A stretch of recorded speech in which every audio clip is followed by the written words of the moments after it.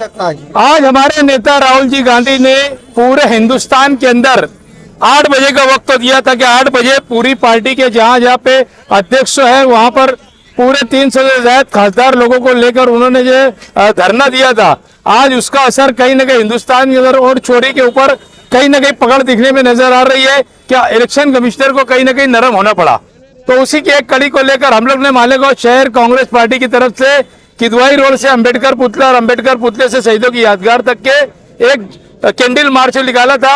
ये उसी की एक कड़ी है और हमारे नेता राहुल जी गांधी एक अपोजिशन के अंदर ठम लीडर बन के बैठे हुए हैं और वो हमारी हर बात को मनाने के लिए, पार्टी अपोजिशन की हर बात को मनाने के लिए वो एकदम ठप बैठ के काम कर रही। महानगर पालिका के अंदर और चोरी सुनते आए थे, अब तो लोकसभा के अंदर विधानसभा में भी नोटों की चोरी हो रही है।